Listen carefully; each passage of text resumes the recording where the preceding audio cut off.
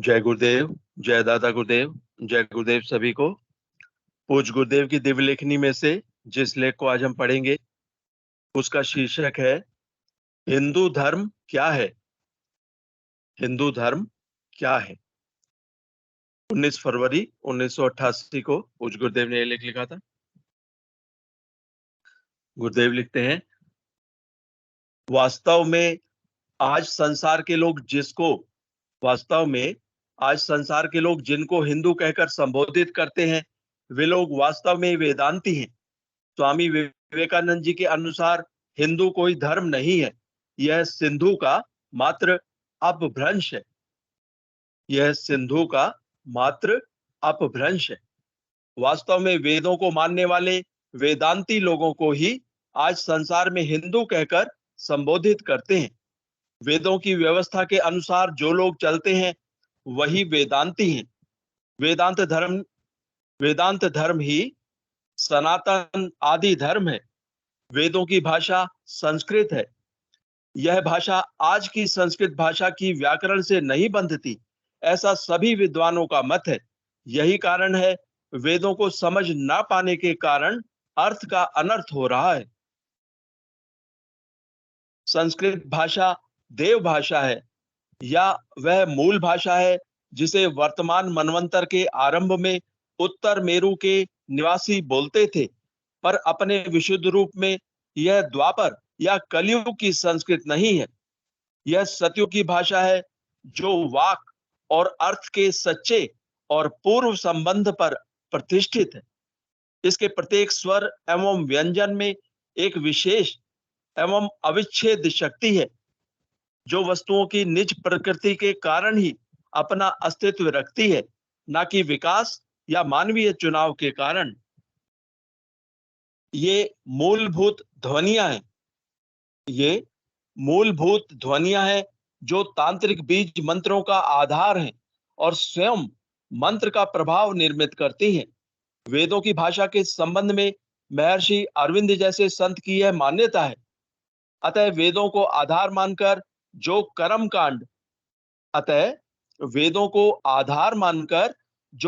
कांड और धार्मिक विधियां इस युग में प्रचलित हैं वे सभी आधारहीन और सच्चाई से बहुत दूर हैं। अतः अगर हमें वेदों की कुछ सच्ची झलक देखनी हो तो हमें पुराणों का अध्ययन करने से अधिक लाभ होने की संभावना है। पुराणों की रचना व्यास जी ने की थी। पुराणों की रचना क्योंकि सतयुग में नहीं हुई, अतः पूर्ण सच्चाई का ज्ञान तो संभव नहीं है, परंतु फिर भी पुराण और ग्रंथों से वेदों के अधिक निकट हैं। परंतु फिर भी पुराण और ग्रंथों से वेदों के अधिक निकट हैं। सतयुग में प्रत्येक मानव का उस परम सत्ता से सीधा संपर्क था। युग युग में यह अंतर बढ़ता ही गया। दूरी के हिसाब से आज का मानव सभी सीमाओं का अतिक्रमण करते हुए चरम सीमा तक पहुंच रहा है। हमारा विज्ञान भी कहता है कि ऐसी स्थिति में पहुंचने पर हर वस्तु का स्वरूप परिवर्तित हो जाता है। इस संबंध में विष्णु पुराण हमें स्पष्ट बताता है। विष्णु पुराण हमें बताता है कि सतयुग में विष्णु यज्ञ के रूप में अवतरित होते हैं। त्रेता में विजेता और राजा तथा द्वापर में व्यास संकलनकार, संहिताकार और शास्त्रकार के रूप में। इसका अर्थ यह नहीं कि वे याज्ञिक कर्म के रूप में अवतरित होते हैं। सतयुग मानव पूर्णता का युग है जिसमें सामंजस्यपूर्ण व्यवस्था स्थापित होती है। पूर्ण या चतुष्पाद धर्म का युग है जिसका पालन योग की पूर्ण और सार्वभौम उपलब्धि पर या परमेश्वर के साथ सीधे संबंध पर निर्भर है। चतुष्पाद धर्म है ब्राह्मणत्व, क्षत्रियत्व, वैश्यत्व और शूद्रत्व। इन चारों धर्मों का पूर्ण सामंजस्य। इसी कारण सतयुग में पृथक वर्ण अस्तित्व नहीं रखते। त्रेता में ब्राह्मणत्व का हास होने लगता है, पर वह क्षत्रियत्व की सहायता करने के लिए एक गौण शक्ति के रूप में बना ही रहता है। उस समय क्षत्रियत्व ही मानव जाति पर शासन करता है। मनुष्य जाति तब पहले की तरह अंतर्निष्ठ ब्रह्म ज्ञान से सहजतया आधारित वीर या तपस के द्वारा रक्षित नहीं होती, बल्कि वह एक ऐसे वीर या तपस द्वारा रक्षित होती है जो कुछ कठिनाई से ही ब्रह्म ज्ञान को पोषित करता है और उसे ध्वस्त होने से बचाता है। तब विष्णु क्षत्रिय अर्थात वीर और तपस के विग्रहधारी केंद्र के रूप में अवतीर्ण होते हैं। द्वापर में ब्राह्मणत्व और अधिक हास को प्राप्त होकर कोरे ज्ञान या बौद्धिकता में परिणत हो जाता है। क्षत्रियत्व वैश्यत्व क्षत्रियत्व वैश्यत्व को आश्रय देने वाली एक अधीनस्थ शक्ति बन जाता है और वैश्यत्व को अपने प्रभुत्व का अवसर प्राप्त होता है। वैश्य के मुख्य गुण हैं कौशलम, व्यवस्था और प्रणाली, और इसीलिए द्वापर संहिता निर्माण कर्मकांड और शास्त्र का युग है, जो हास्योन्मुख आंतरिक आध्यात्मिकता को बनाए रखने के लिए बाह्य उपकरण है।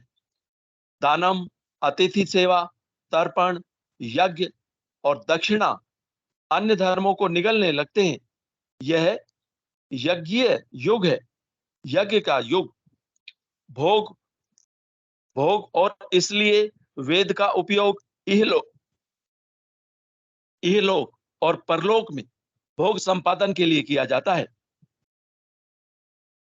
इसमें विष्णु बुद्धि और अभ्यास की अर्थात बौद्धिक ज्ञान पर आधारित नित्य अनुष्ठान की सहायता से धर्म के ज्ञान और आचरण को सुरक्षित रखने के लिए स्मृतिकार, कर्मकांडी और शास्त्रकार के रूप में अवतरित होते हैं।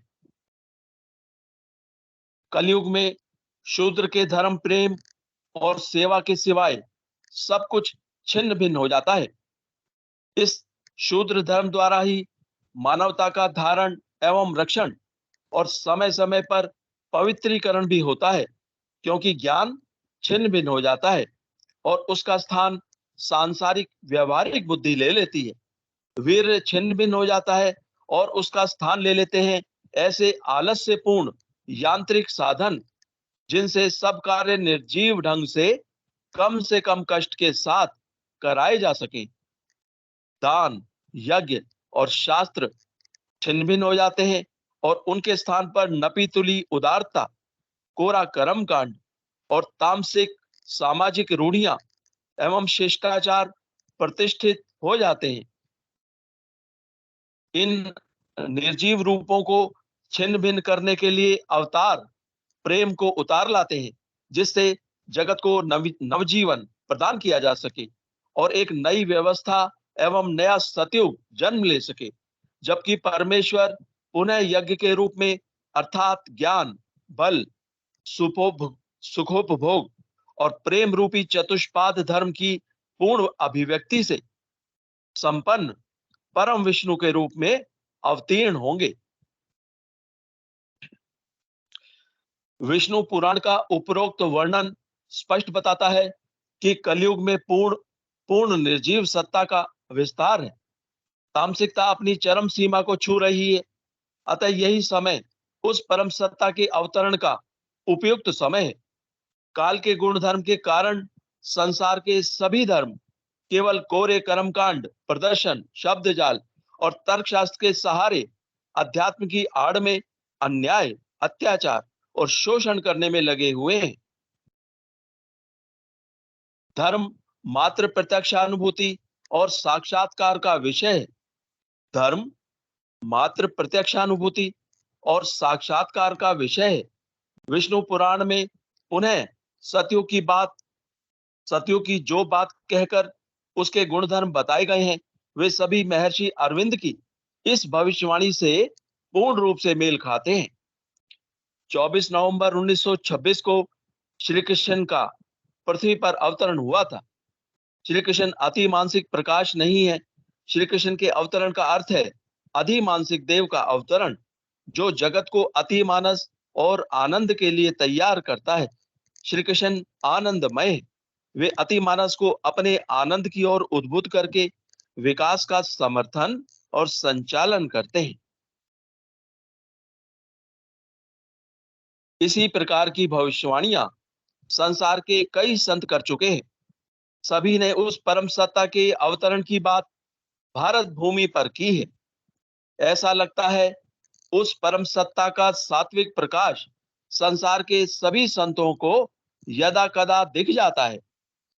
मेरी प्रत्यक्षानुभूति के अनुसार भी वह परम आध्यात्मिक सत्ता इस युग के भौतिक विज्ञान के वैज्ञानिकों को प्रमाण सहित ऐसे चमत्कार दिखाएगी कि सभी सभी उसके सामने नतमस्तक होकर उस परम सत्ता के अधीन होकर कार्य करने लगेंगे। इस प्रकार हमारे वेदों में वर्णित इस प्रकार हमारे वेदों में वर्णित बात सत्य होगी और कलयुग का अंत होकर पुनः सतयुग की स्थापना होगी। संसार की सारी घटनाओं पर ध्यान दें तो ऐसे लगता है वह समय अब अधिक दूर नहीं है। जय गुरुदेव, जय दादा गुरुदेव, जय गुरुदेव सभी को। जय गुरुदेव। मेरी आवाज आ रही है भाई साहब ना?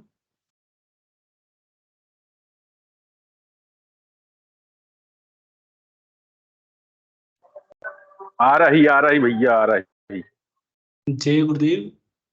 गुरुर ब्रह्मा गुरुर विष्णु गुरुर्देव महेश्वर गुरुर साक्षात पर ब्रह्मा तस्मै श्री गुरुवे नमः। ये कार्यक्रम पूर्णतः गुरुदेव को अर्पित है, समर्पित है। गुरुदेव सियाग सिद्धि योग के इस ऑनलाइन सेशन में हम सभी नियमित रूप से सुबह शाम ध्यान करते हैं। सुबह ध्यान करने का समय 5:15 से लेकर 5:30 तक रहता है और 5 बजे गुरुदेव की दिव्य वाणी चलती है। इसी तरह शाम को 7 बजे गुरुदेव की दिव्य वाणी सुनते हैं हम लोग और 7:30 से लेके 7:45 तक हम सामूहिक ध्यान करते हैं।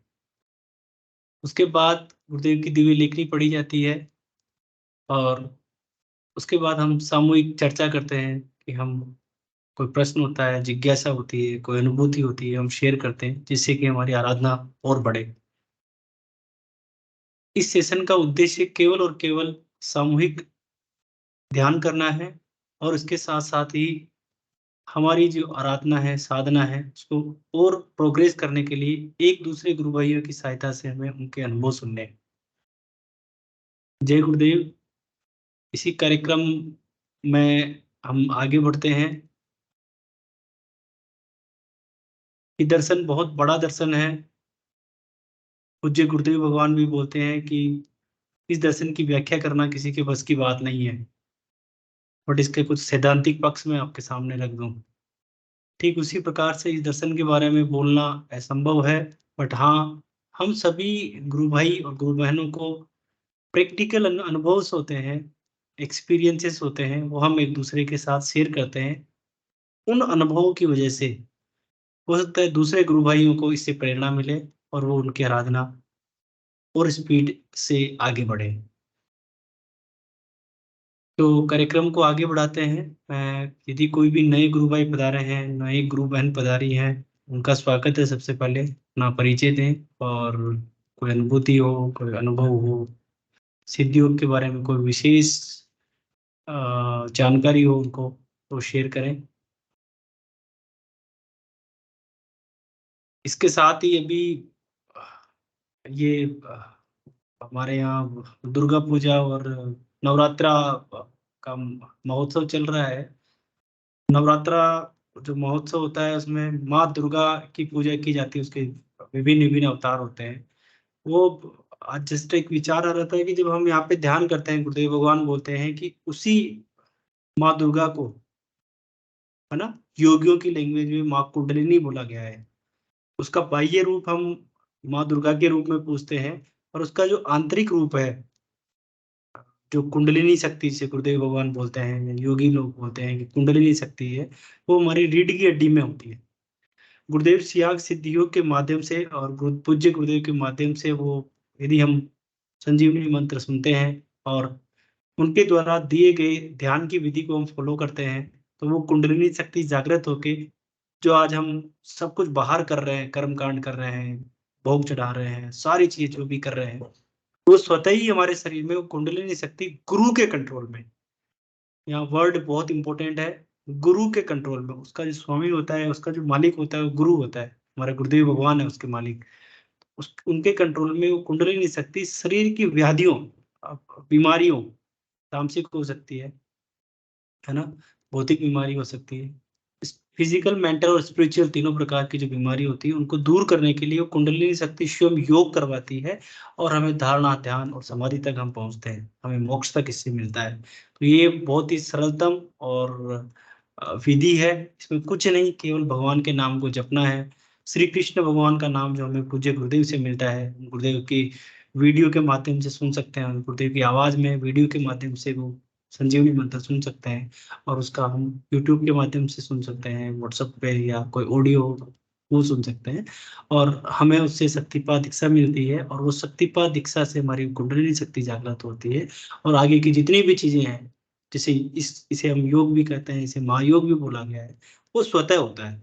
इसमें गुरु शब्द का बहुत महत्व है।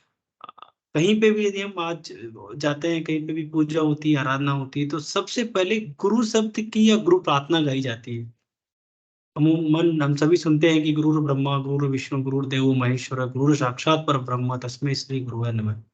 शुरुआत गुरु शब्द से होती है, और मेरे हिसाब से अंत, जिसे हम मोक्ष बोल रहे हैं, ईश्वर बोल रहे हैं, वो भी गुरु शब्द से ही संभव है। गुरुदेव भगवान ने एक दिन अपनी लेखनी में बोला था कि गुरुदेव भगवान अगम लोक की सर्वोच्च शक्ति है जो इस धरती पे अवतरित हुई है, 24 नवंबर 1926 को इस धरती पे अवतरित हुई है। मैं रिक्वेस्ट करूंगा कार्यक्रम को आगे बढ़ाएं अपन, यदि कोई हैंड रेज करते हैं हम आगे बढ़ा सकते हैं कार्यक्रम को। विक्रम भाई साहब जय गुरुदेव, विनोद भाई साहब जय गुरुदेव, गोपीनाथ जी जय गुरुदेव।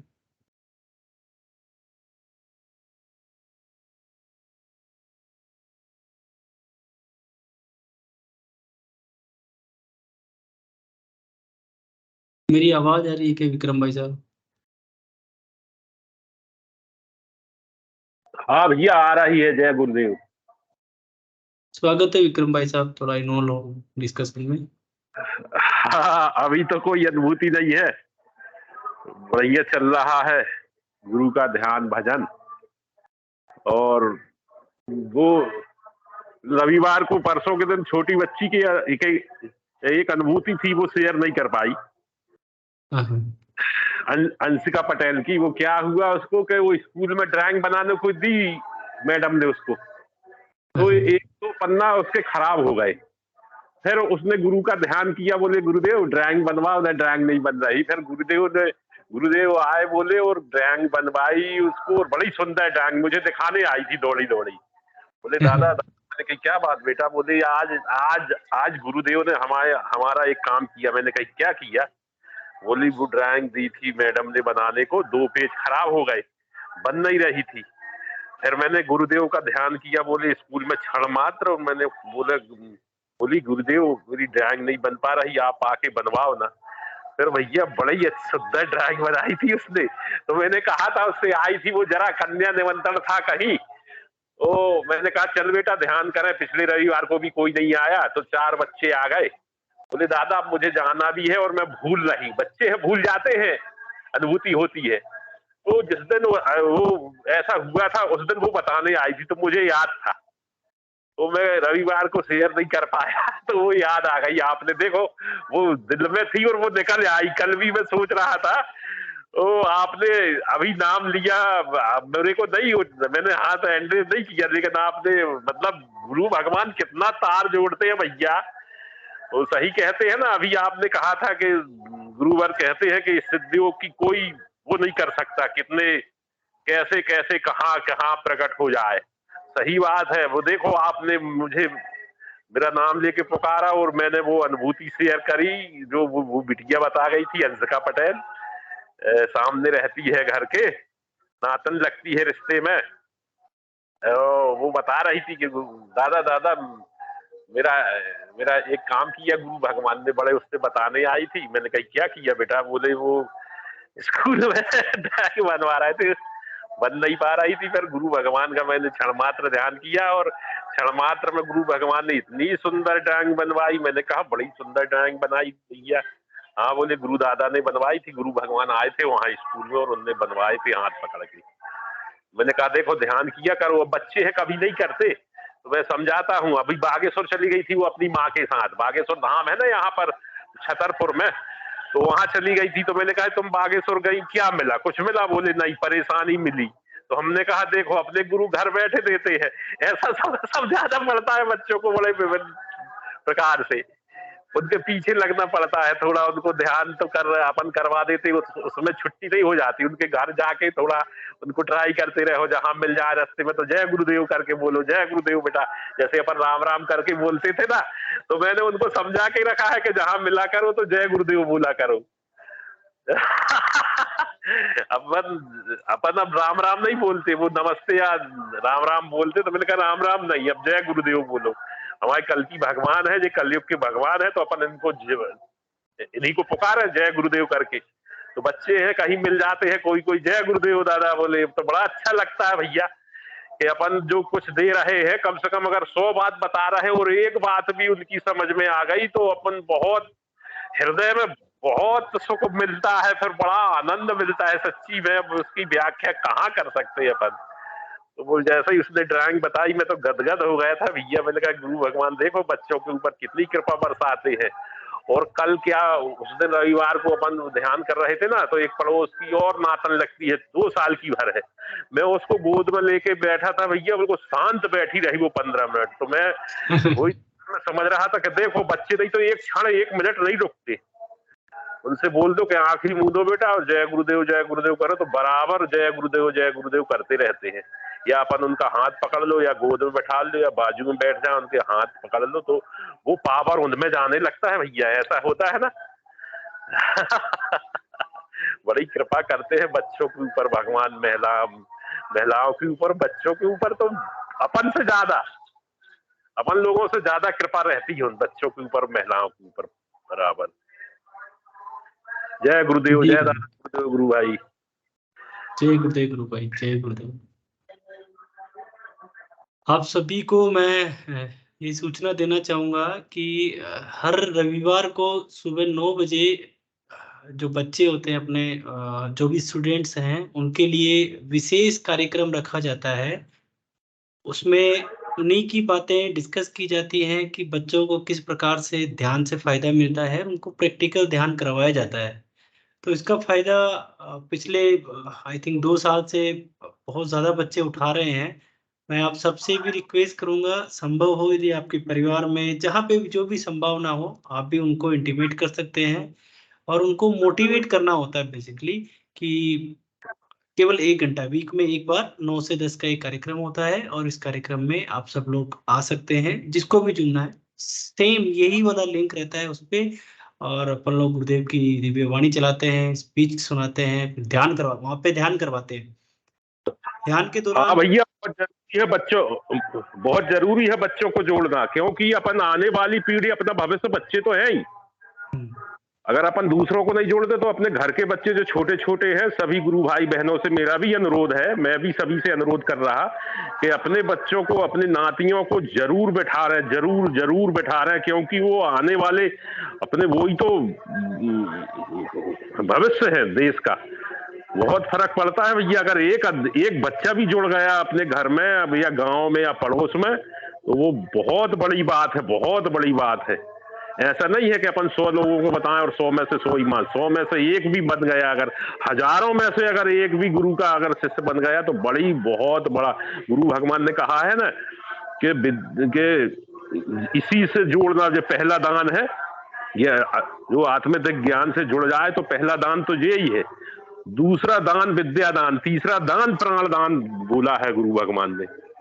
बहुत बड़ी बात है, जरूर जोड़ना चाहिए। आपकी बहुत अच्छी बात, मुझे तो बिल्कुल समझ में आ रही कि बच्चों को जरूर जोड़, मैं तो बच्चों को जरूर समझाता रहता हूँ, कहीं भी मिलता, कोई लड़की मिलती, बेटा हमारे घर में रविवार को ध्यान होता, आपकी स्कूल की छुट्टी रहती, बेटा आया करो। हाँ बोले दादा जरूर आया। मैं कई से बोलता रहता भैया, कई लोगों से, अब बड़े बड़े लोग हैं जो वो समझते क्या बच्चों को समझा रहे यार तुम, ऐसा बोलते। तो मैं वो अपन उनमें ध्यान नहीं देते, अपन जानते हैं ना कि अपन क्या बोल रहा है, क्या करवा रहा है। तो मैं तो बच्चों बच्चियों को दुकान में बैठ जाता हूँ, एक पड़ोस में दुकान भी है किराना की, अगर घंटा भर वहां बैठ गया तो मेरा नाम जाप भी चलता है और बच्चों को मैं देखता रहता हूँ। वहां मेरा बैठने का कारण वही है। बेटिया कौन क्लास पढ़ती हो बेटा, कहाँ रहती हो, तो वो बताते हैं। तो अब शहर से जुड़ रहा है हमारा गांव, नगर निगम में आ गया है, तो नए नए घर बन गए हैं, तो बच्चे भी सब मिलते जुलते रहते हैं। तो मैं जरूर बताता हूँ भैया, बच्चों को बहुत जरूरी है भैया जोड़ना, आपने सही कहा, बहुत जरूरी। जय गुरुदेव, जय दादा गुरुदेव गुरु भाई। विद्यार्थी जीवन में हर एक माता पिता की यही इच्छा होती है कि हमारा बच्चा सही मार्ग पे चले, और क्योंकि इस समय बच्चे के गलत मार्ग पे जाने की पूरी संभावना रहती है। तो मैं आप सभी से यही निवेदन करूंगा कि यह एक ऐसा तरीका है, इस तरीके के माध्यम से वो आध्यात्मिक तरीके से, आध्यात्मिक ध्यान से जुड़ेंगे, और ध्यान से जुड़ने के साथ ही उनका एक आत्मविश्वास बढ़ेगा और उनको ये डिफरेंस समझ में आने लगेगा, उनकी इंटरनल पावर डेवलप होने लगेगी। ये डिफरेंस समझ में आने लगेगा कि क्या सही है और क्या गलत है। तो वो जब डिफरेंस समझ में आता है, इसके लिए हमें हमारे बच्चों को मोटिवेट करना चाहिए कि वो जरूर जरूर ध्यान करें। नहीं तो इस एज के अंदर सही क्या है गलत है उसका जजमेंट नहीं कर पाते हैं, और मोस्ट प्रोबेबिलिटी चांसेस होते हैं कि बच्चा गलत डायरेक्शन में ही चला जाता है, और हमारे लिए वो तब बड़ा तकलीफदाय होता है जब हम कुछ भी नहीं कर सकते हैं और वो मतलब स्थिति गंभीर हो जाती है। इसका उदाहरण देना चाहूंगा, जैसे कुछ बच्चे होते हैं वो नशे की आदत उनको पड़ जाती है ना। तो ये सब उसी का कारण है। तो सही समय पे यदि हम किसी भी तरीके से उनको मोटिवेट करें, इसकी तरफ झुकाव कर सकते हैं, तो हमें कोशिश पूरी करनी चाहिए।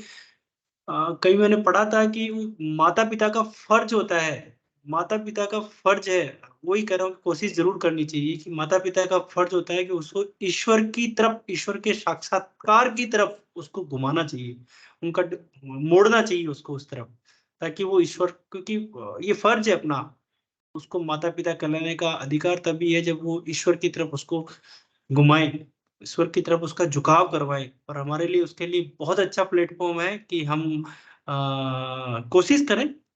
ऐसा संभव नहीं है पहली बार में, यदि संभव नहीं कि वो जुड़ पाएंगे, पर धीरे धीरे धीरे धीरे जैसे जैसे उनको डाइजेस्ट होता है अपनी बात, 10 बार नहीं सुनेंगे बट 11वीं 10 बार तक वो सोचता जरूर है बच्चा कि नहीं, मेरे माता ने या मेरे पिता ने ये बात कही हुई है या मेरे चाचा ने ये बात कही हुई है। फैक्ट है कि वो उस पे विचार करेगा, और विचार करने के बाद वो इम्प्लीमेंट भी करेगा, क्योंकि ये सिस्टम बहुत सिंपल है। ठीक है, बहुत बहुत। और विद्यार्थियों की एकाग्रता में वृद्धि होती है। मुझे गुरुदेव का स्पीच से ही ध्यान आता है, गुरुदेव भगवान बोलते हैं कि जो बच्चा 3rd डिवीजन पास होता है वो 1st डिवीजन पास होने लगता है। जैसे ही ध्यान लगता है तो उसका पढ़ाई में भी ध्यान लगने लग जाता है, एकाग्रता बढ़ती है, उसकी कंसंट्रेशन पावर बढ़ती है, उसकी मेमोरी पावर बढ़ने लग जाती है। तो उसकी कोई बीमारी नहीं होगी, उसकी बीमारी नहीं होगी और उसका कंसंट्रेशन लेवल बढ़ेगा, तो वो इंटेलिजेंट होगा, इंटेलिजेंट होगा तो वो याददाश्त भी। और एक बार मुझे उदाहरण याद आता है स्वामी विवेकानंद जी का, कि स्वामी विवेकानंद जी पढ़ाई में बहुत तेज थे, है ना। बोला जाता है कि बुक्स के ऐसे पन्ने उन्होंने निकाले और वो पढ़ लिया पढ़ लिया पढ़ लिया। तो वो उनको पूछा कि आपका इतना तीव्र बुद्धि होने का क्या कारण है? तो उन्होंने अमेरिका में बोला था कि मैं नियमित रूप से मेरे गुरु का ध्यान करता हूँ, इसी से मेरी बुद्धि शार्प है और मैं जल्दी चीजों को याद कर लेता हूँ। तो जब भी बच्चों को ध्यान कराते हैं तो मैंने किसी गुरु भाई से ये सुना था कि विद्यार्थियों के लिए बहुत ही अच्छा ध्यान है कि हमें उनको ध्यान की तरफ मोटिवेट करना चाहिए। जय गुरुदेव, स्वागत है पीके सिंह भाई साहब। भाई जी, इसी बात को मैं थोड़ा सा और आगे बढ़ाना चाहूंगा। बच्चों पर गुरुदेव की इतनी जल्द कृपा होती है, इतनी जल्द कृपा होती है, क्योंकि बच्चे एकदम क्या होते हैं ना, सरल होते हैं, उनके अंदर कोई भाव नहीं होता, उनके अंदर कोई चालाकी होती है, वो एकदम खाली होते हैं और उनको गुरुदेव अपनी शरण में तुरंत लेते हैं। अभी कल का उदाहरण ललिता जी का आप देख लीजिए कि मतलब पूरे जितने लोगों ने इंटरव्यू दिया वो उस कॉलेज में किसी का सिलेक्शन नहीं हुआ, उन्हीं का हुआ। जब गुरुदेव से बच्चे जुड़ते हैं तो जो बच्चों के मन की भावना है, जो बनना चाहेंगे, जो अपना स्किल डेवलप करना चाहते हैं, वो हो जाता है गुरुदेव के माध्यम से।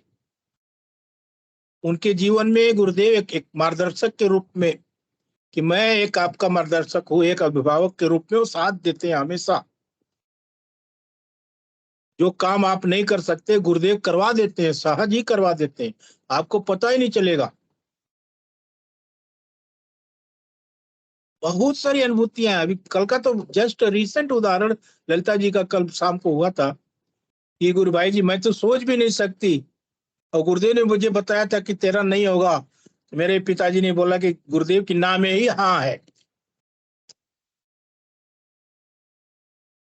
जी जी जी। ये भावपूर्ण आराधना है। जब तक हम इसमें, देखिए क्या होता है ना, हमारे प्रारब्ध भी कुछ होते हैं, वो हमारे प्रारब्ध नहीं आने देते। गुरुदेव बार बार इस पे कहते हैं कि आपको इसमें जो फल मिलेगा प्रारब्ध कर्मों के अनुसार मिलेगा। और हम तो बार बार निवेदन करते हैं इस मंच पे कि अगर जितने गुरु भाई बहन है, सबके परिवार में एक एक बच्चे भी हैं तो आप उस प्रोग्राम से जरूर जोड़िए, हमें खुशी होगी। जी गुरु भाई। हम तो सेवा करने के लिए बैठे हुए हैं, जब तक सांस रहेगी तब तक सेवा देंगे। हमारी तो विनती है उनसे कि गुरुदेव आपने जीवन दिया है, हम सेवा देने के लिए तैयार। आपने तो कहा है कि हम तो जिंदा अखबार छापते हैं, हम वही जिंदा अखबार है, जब तक जिएंगे तब तक आपका प्रचार करेंगे। वैसे ही करना चाह रहे थे। जय गुरुदेव आप जय सभी। गुरु भाई।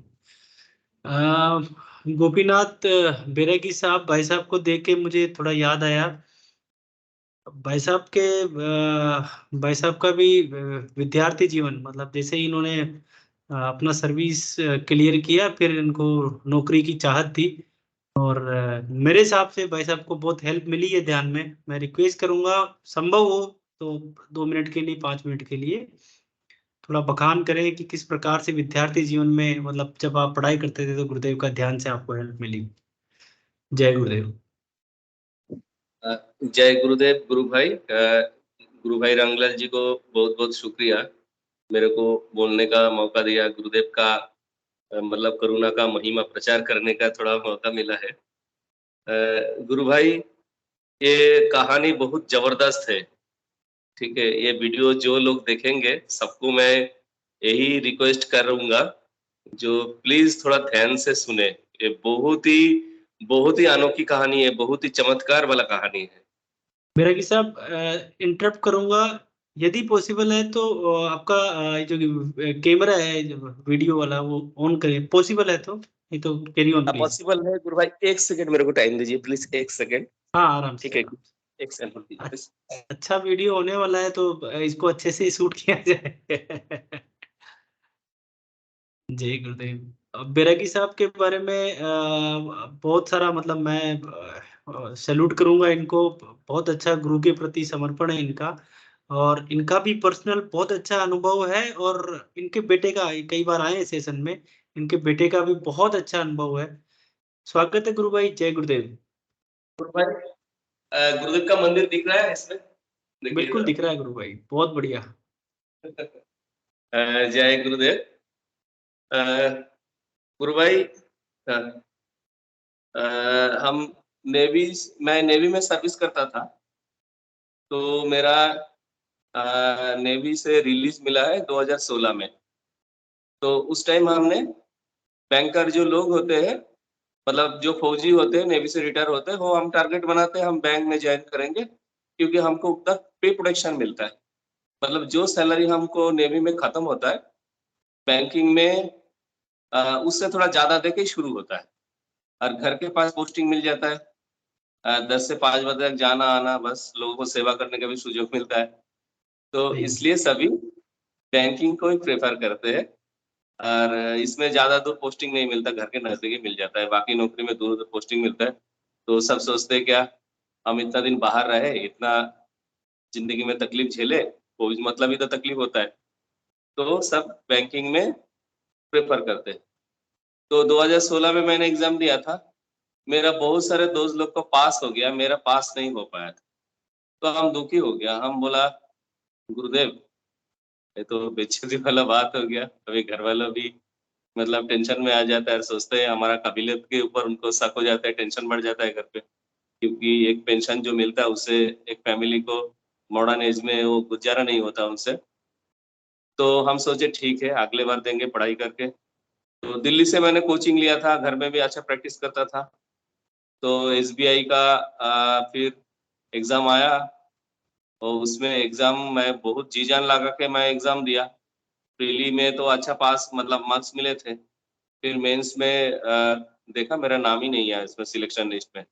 मेरा कई सारे दोस्त लोगों को हो गया जो मेरे से जान पहचान वाला था, और मैं मतलब कॉन्फिडेंस लेवल मेरा बहुत डाउन हो गया। हम सोचे यार ये, क्योंकि वैकेंसी कमते जा रहा था। पहले क्या वैकेंसी बहुत थे, आसानी से हो जा रहा था। अभी वैकेंसी कमते जाता था, उधर कंपटीशन बढ़ रहा है। उधर जो एयरफोर्स से आते हैं वो लोग दिन रात पढ़ाई करते हैं, उनको ज़्यादा हार्ड लाइफ नहीं होता। नेवी वाला हम एग्ज़ाम मतलब कॉम्पिटिशन में पीछे हट जाते, और बहुत सारे टेंशन था। फिर आईबीपीएस का दोबारा एग्ज़ाम आया, 2017-16 का एग्ज़ाम आया। और पहले जो मैं फेल हुआ था वो 15 का एग्ज़ाम था, मतलब 16 में रिजल्ट निकले तो फेल हो गया था मैं उससे। एसबीआई में फिर दूसरा बार फेल हो गया। फिर आईबीपीएस का दोबारा एग्ज़ाम आया।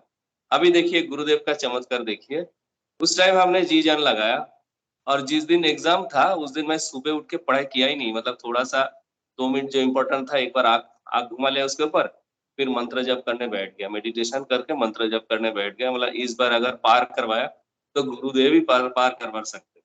ठीक है, हमारा तो बस की बात नहीं कि हमारा हिम्मत 2 बार मतलब उसमें फेल हो गया मेरा हिम्मत।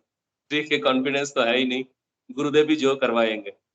तो हमने गया एग्ज़ाम देने के लिए, और उधर एग्ज़ाम देते-देते जब मैथ का पेपर आया, इतना इतना हार्ड था, मतलब पढ़ के कुछ समझ में ही नहीं आ रहा है। कुछ भी नहीं समझ में आ रहा है पढ़ के।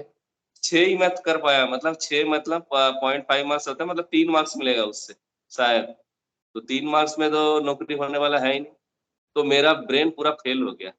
मैं बोला इस बार नौकरी नहीं मिलेगा, आगे मिलेगा भी नहीं, क्योंकि और टफ होते जा रहा है, कॉम्पिटिशन और बढ़ते जा रहा है। मेरे को मतलब इतना तो कॉमन सेंस था, डू और डाई, या तो इस बार होगा या तो होगा ही नहीं। फिर मेरा ब्रेन फेल हो रहा था, मतलब मैं सोच भी मेरा बंद हो गया था बिल्कुल। लोग सामने मतलब बहुत बड़ा मुसीबत देखता है तो जैसे हो जाता है ना, ब्रेन फेल हो जाता है, मेरा ब्रेन फेल हो गया। मैं खाली मतलब ब्रेन को यही बोलना रहा था जो आपका पेशेंस रखना है, मतलब नाक को ठंडा रखना है। फिर मैंने एग्ज़ाम देना बंद करके मंत्र जप शुरू किया। मंत्र जप करते-करते 5 मिनट, मतलब वही कॉम्पिटिशन टफ कॉम्पिटिशन वाला एग्ज़ाम में टाइम जहाँ पे बहुत कम है, 5 मिनट तक मंत्र जप किया, और मैथ को छोड़ के मैं बोला गुरुदेव के भरोसे में छोड़ दिया, बाकी सबको मैं बाद में देख लूँगा। फिर एग्ज़ाम तो हुआ बहुत बुरा। बाकी लोग निकाल के बोला ये इतना किया, इतना किया, इतना किया। मैं तो खाली 6 ही किया था मैथ, मैं बोला पास हो जाएगा शायद, लेकिन मैथ में कट जाएगा। फिर एग्ज़ाम का जब रिज़ल्ट निकले तो टेंशन तो था। फिर साइबर कैफ़े में गया चेक करने के लिए, तो उधर जाके देखा मार्क्स मिला है 23। मैं बोला इसमें तो होने वाला नहीं है, पिछले बार 80 मिला था तो हुआ नहीं, तो 23 में क्या हुआ, कैसे होगा? फिर मैं बोला ठीक है, पैसे देके साइबर कैफ़े में आया, मेल को पूरा पढ़ लेते, इधर थोड़ा पैसा वसूल कर लेते, पूरा मतलब जितना पैसे लगा हम पढ़ के पूरा वसूल कर लेंगे, खाली हाथ नहीं जाएँगे। तो मेल पढ़ते-पढ़ते जब आखिरी लाइन में आया, उसमें लिखा है you are selected for bank of India. जय गुरुदेव! ठीक है, ये गुरुदेव ने बचाया। तो बाद में गुरुदेव का चमत्कार मुझे पता चला, मेरे से बहुत बड़े-बड़े खिलाड़ी थे, मतलब मेरे से उनका पढ़ाई बहुत अच्छे थे वो लोग, और मेरे से भी ज़्यादा जी-जान लगा के वो लोग मेहनत किया, मतलब दिन-रात वो लोग एक कर दिया। तो मैथ का पेपर जो हार्ड हुआ था ना, उन लोगों को भी 6 ही मैथ कर पाए थे वो लोग, लेकिन उन लोगों को लगा ये बहुत कम हो गया और 2-4 थोड़ा ज़्यादा कर देते। तो वो लोगों को ज़्यादा कर दिया, उसमें उनका वो गलत हो गया, उनका माइनस हो गया, वो कट ऑफ के नीचे आ गया, मतलब वो रस्सी को क्रॉस नहीं कर पाया। और वो मैथ का पेपर हार्ड करके गुरुदेव मेरे को पास कर दिया। जय गुरुदेव ये बहुत बड़ा चमत्कार है। मतलब जो हम रिलीजियसली करते हैं गुरुदेव के ऊपर फेथ रख के सब कुछ उनके ऊपर छोड़ देते, वो सब बचा लेते। हमारा काम कुछ नहीं है, मंत्र जप करना है, कोशिश करना है जितना ज़्यादा हो सके, और ध्यान करना है दोनों टाइम। और एक मुसीबत सबके साथ आता है, वो है टाइम अच्छा चलता है तो मंत्र जप में मन कम लगता है, और बुरा टाइम आता है तो जबरदस्त मन लग जाता है। ठीक है, तो उस टाइम गुरुदेव हंसता है, बोला बेटा अच्छा टाइम में तो आया नहीं, बुरा टाइम पे याद आता है। तो हम लोगों के साथ वो होता है ना, जैसे कोई बंदा है मुसीबत पे खाली आपको याद करता है, और टाइम जब अच्छा होता है, जैसे उसका घर में शादी वगैरह होगा, आपको इनवाइट ही नहीं करता, और मुसीबत में पड़ता है तो भाग के आपके पास आ जाता है, आपको कितना बुरा लगता है। गुरुदेव को भी इतना ही बुरा लगता है। तो मैं सबसे यही बोलना चाहूंगा, आपको अच्छा लगे बुरा लगे, अच्छा टाइम है तो भी आप बढ़िया से, मन नहीं लगेगा तो भी रूटीन करके मंत्र जप करना है, इसको छोड़ना नहीं है, क्योंकि गुरुदेव हमको जिंदा रखा है। ठीक है, आज जो जिंदगी मिला है हम लोगों को, मतलब मेरा तो जिंदगी खत्म ही हो गया था 2013 में, मतलब डेट बेद से मैंने पुराना गुरु भाई लोगों को पता है, मैं मतलब मेरा दिन नंबर था, मतलब गिन रहा था मैं, एक हफ्ते मतलब 6 दिन 5 दिन ऐसा करके करके एक एक्सट्रीम डे पहुंचने ही वाला था, तब गुरुदेव ने बचा लिया उधर से मेरे को। तो हर एक सेक्टर में गुरुदेव का कृपा काम आता है, तो हमारा तो क्या करना है, हमें खाली नाम जप और दोनों टाइम मेडिटेशन ही करना है। तो सब नए नए गुरु भाई जो जुड़ेंगे, मैक्सिमम गुरु भाई, कुछ गुरु भाई है जो मतलब गुरुदेव का कृपा है उनमें, उनका मन विचलित नहीं होता, लेकिन बहुत सारे गुरु भाई है जिनका मन विचलित होता है, जब मुसीबत आता है तो अच्छा मन लगता है नाम जप में, और जब अच्छा टाइम आता है तो भूल जाता है गुरुदेव को, मस्ती आ जाता है। तो मस्ती हमारा दुश्मन है, उसको साइड करके, जैसे एग्जाम से पहले पढ़ाई करना हमारे पास कोई ऑप्शन नहीं है, ऐसे ही नाम जप करे। जय गुरुदेव। जय गुरुदेव, जय गुरुदेव। बहुत बढ़िया भाई साहब, जो एक निष्ठा आपने बताई है हमें गुरु के द्वारा दिए गए मंत्र के प्रति, एक निष्ठ होना है, सब काम बनेंगे। फिर हमें लगेगा वो काम बनेगा नहीं, बट बनेंगे, वो नौकरी तक बन जाती है। इतने टफ कंपटीशन में, आज के समय में कितना टफ कंपटीशन है। आज भी गोपीनाथ जी गुरु भाई ने बताया, कल भी गुरु भाई ने बताया था, ऐसे कई सारे उदाहरण हैं। मेरे साथ भी ऐसा कुछ घटना घटी है। इंजीनियरिंग के अंदर नहीं हो पा रहा था, फिर ले लिया गुरुदेव का नाम, हो गया काम सारा। स्वागत है भाई साहब, गोपीनाथ जी स्वागत है। गुरु भाई इसका एक पार्ट बी है, ये जो मैंने कहानी सुना है पार्ट बी है।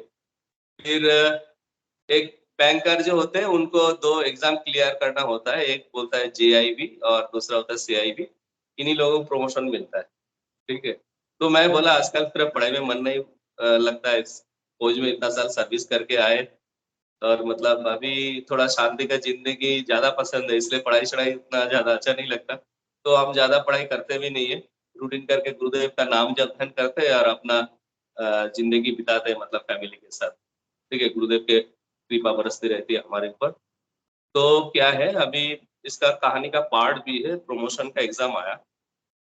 ठीक है, प्रमोशन का एग्जाम आया है, मतलब क्लरिकल कैडर से हम ऑफिसर कैडर में हम तो को प्रमोशन मिलने का वो एग्जाम था।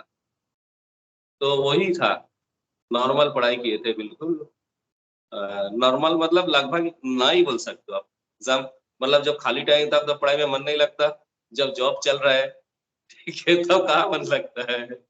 ठीक है, तो जो भी है गुरु भाई, और हम एग्जाम देने गए, तो जो एग्जाम ले रहा था बंदा थोड़ा दूर खड़ा था, मेरे नजदीक आ ही नहीं रहा था। तो मेरा बगल में जो लड़का था, मैं थोड़ा थोड़ा पूछा भाई ये थोड़ा क्या होना चाहिए, ये थोड़ा, जो आंसर था चारों आंसर मेरे को सही लग रहा था, मतलब मल्टीपल चॉइस में 4 आंसर होता है ना, क्वेश्चन पढ़ के मेरे को लगता था चारों सही है। ठीक, ऐसा लग रहा था, ऐसा क्वेश्चन का आंसर था, मतलब लगा चारों सही है। तो मैं बगल वाला जो लड़का था उसको मैं पूछा भाई इसका क्या आंसर है, इसका वो बता दिया मैंने बेचारा सब कुछ। तो मैं तो मतलब प्रमोशन होगा नहीं होगा तो मैं तो ऐसे ही मतलब एग्जाम दिए थे, कैजुअली सीरियस नहीं था। तो जब रिजल्ट निकला तो देखा मैं पास हो गया भाई। तो गुरुदेव एग्जाम हॉल में भी सर्विस देते हैं, मतलब गुरुदेव जो है एग्जाम हॉल के अंदर भी घुस जाते हैं सपोर्ट टीम लेके। ठीक है, ये पार्ट बी का पार्ट 1, अब पार्ट बी का 2 पार्ट भी है। ये है बहुत सारे लोगों को प्रमोशन मिला, मेरे को मतलब घर के नजदीक ही मिला, मतलब ऑफिसर बनने के बाद घर से बहुत दूर भेज देता है, इसलिए लोग प्रमोशन लेते नहीं। तो मेरे को घर के नजदीक ही मिला गुरुदेव की कृपा से, और मेरा डिस्ट्रिक्ट में ही मिला। और नेक्स्ट ईयर में जिनको प्रमोशन हुआ वो जो बंगाल में था उनको भेजा गया कानपुर, किसी को बिहार ठीक है, और गुरुदेव मेरे को घर के नजदीक ही रखा। तो इनमें 360 डिग्री मतलब आपको प्रोटेक्शन मिलता है गुरुदेव। जैसे हम अपना बच्चों के बारे में सोचता है ना, इसका अच्छा नौकरी लग जाए, ये घर के नजदीक रखे, इसका अच्छा शादी हो जाए, इसका बच्चा भी अच्छा हो, ऐसा हम जैसे खुद के बच्चे के बारे में सोचते, लेकिन हमारे पास करने का कोई पावर नहीं है। सच में बता रहा हूँ, हम प्रेयर ही कर सकते हैं, क्या कर सकते। कोविड के टाइम में मेरा मिसेस है मेडिकल सर्विस में, माँ और बेटा दोनों बगल वाला बेड में, अगल बगल बेड में एडमिट था, माँ के सामने बेटा मर गया। हम क्या कर सकते हैं?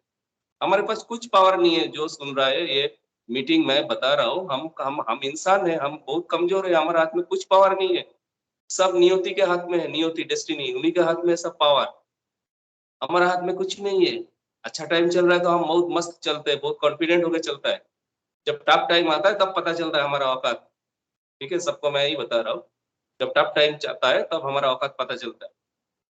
ठीक है, तो गुरुदेव के पास पावर है अपने बच्चों का, वो हर एक एंगल से ख्याल रखते, मतलब डेथ बेड से उठा लेते, उनको बचा देते, उनका जिंदगी में खुशियां लाते, और खाली यही मांगते भाई तुम थोड़ा नाम जप करो, तुम अपने फायदे के लिए हो, मेरा फायदे के लिए नहीं थोड़ी कर रहे हो। तुम नाम जप कर रहे हो मतलब तुम्हारा आत्मा का उन्नति हो रहा है, तुम मोक्ष का करीब पहुंच रहे हो।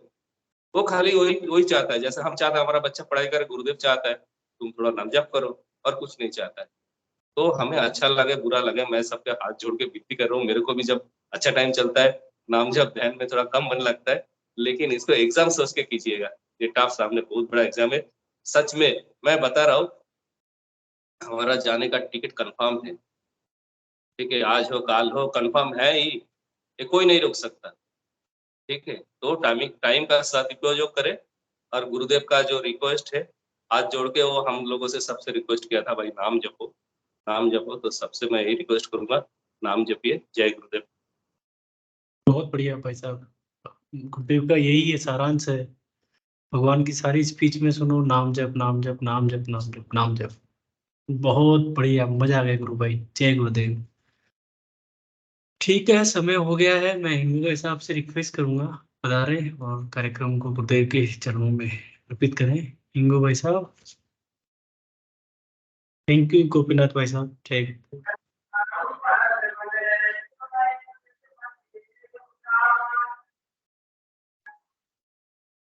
हिंगू भाई साहब आप हैं?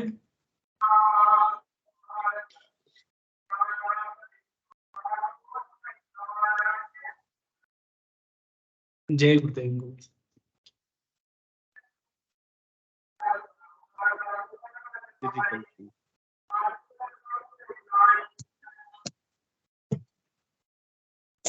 जय गुरुदेव सभी को।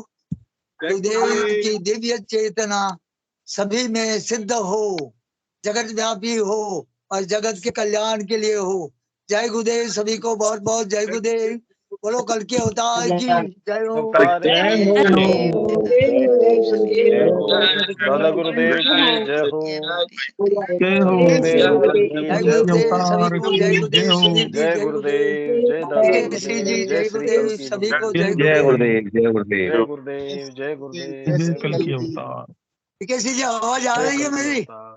जी जी, आवाज आ रही है? 100% जी 100% आ रही है। जय गुरुदेव।